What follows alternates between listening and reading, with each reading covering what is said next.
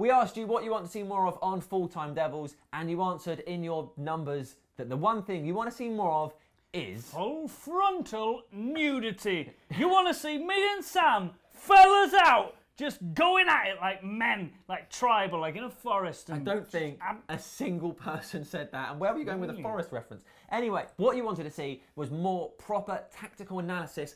So, Ian, we're playing QPR. Okay, so sometimes in football you can have like a sweeper keeper, and he, you know, if not lots going on, he'll just clean up around the ground. That is not what that means. What you might have learned there is that Ian and I are not the people to give you proper tactical analysis. But we have... 4-4-2 is one. That's also true. So, TYT Sports are a massive YouTube channel. They do La Liga, they do the Premier League, and they do tactics, most importantly. So, we've got in touch with Francis, who works for them, and he's going to tell us all about the QPR game. Scottish man. He is Scottish, lives in America. Bit weird. Over to you, Francis. All right, thanks, lads, for having me on. I'm going to do my best to rebuild your guys' trust in us Scots after David Moyes pretty much tarnished it. So bear with me, going to go through the tactics here for Manchester United. So first things first, everyone knows that by now this 3-5-2 just doesn't seem to be clicking in the Premier League when teams counter-attack that fast. It's really hard to do. In the history, if you look at 3-5-2 formations, the Italians were pretty good at it. They had world-class defenders back there. Like, you've got Chiellini, Barzagli, Nesta, Cannavaro. These guys played this role, and they could hold themselves as a structure, as three good defenders who can move together up and back. This doesn't happen with Manchester United. You've got Blackett, you've got Jones, you've got Smalling, you've got McNair. All these kind of individual players who, when they come together, I don't think they're good enough to make one good Manchester United centre-back. That's my honest opinion. So for me, they have to go back to a 4-4-2, sorry, and this is why. Look at this iPad here, right? So I'm going to reenact what happened against Southampton. So at one point, Southampton had their two strikers going forward, which was pretty threatening considering it was 2-on-3. It shouldn't be threatening against Man United, but the way they're playing right now, it's pretty threatening. And what happened is you have Carrick and Daley Blind caught this far up the field. Both of them are not in a good position to defend. When you play 3-5-2, you have to have someone there to anchor in this role. Carrick was caught behind. He couldn't get there in time. By the time he was there, the move was already going on. So Southampton had that edge. And they had their two strikers who did not only have one, but two shots in goal to try and score against Man United, which is shocking at Old Trafford. They shouldn't have had that chance. So when you play three at the back, you need to have an understanding of who's going to cover, who's going to press the ball. So at one point, Blackett was caught up here. They were all in line with each other.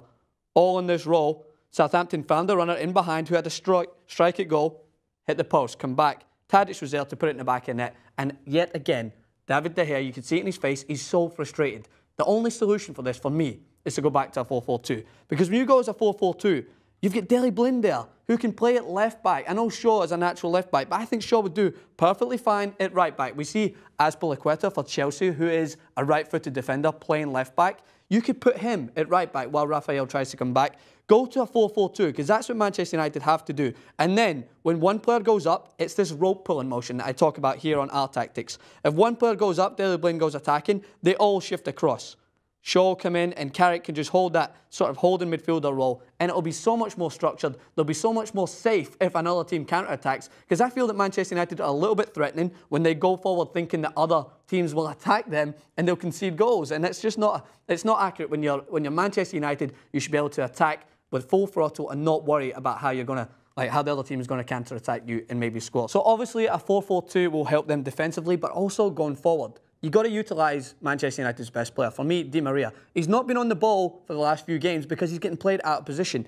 Van Gaal's starting to play him up top, which just doesn't bode well for Di Maria. He does well when he's given that sort of free role. And one of the games that stands out for me was when they played QPR towards the earlier stage of the season and Di Maria destroyed them because he was given that role to kind of float wherever he wants. So if you want to play a 4-4-2, you get Carrick to just sit in this role, anchor the way he used to. Don't get him to move past the halfway line. He doesn't have to do that. Then you can play two other midfielders in this role. I would go with maybe Mata and Herrera or Fellaini. Either or, they could do a good job of holding that midfield. Because one of them, when one goes forward, you kind of need to have either Herrera or Fellaini holding that kind of midfield position in case they get counter-attacked. But then, doing so, if you're going to play with Falcao or Rooney up top, you'll allow Di Maria, if this is Di Maria, I know he's not number 8, but just imagine it. He can then float wherever he wants, which he does well for Argentina. He sometimes picks the ball up here, whips in crosses, and United are dangerous when they get the balls in the box. We've seen all the goals this season. Falcao banged in a couple of goals from crosses in the box. They're always well at whipping in that early cross and kind of picking up the scraps as they come out. Let us know what you think in the comments below. Thanks, lads, for having me on. Make sure to subscribe to TYT Sports Full-Time Devil fans.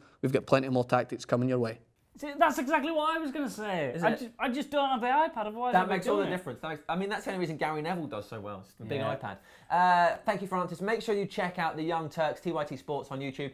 They do La Liga, they do the Premier League, and they do all the tactics. And that's important. They'll be back here for the next game. That's basically it. See you later. See you next week for some full frontal nudity. Right, is it fair to say the defence area is where we need most investment, most improvement, most new blood?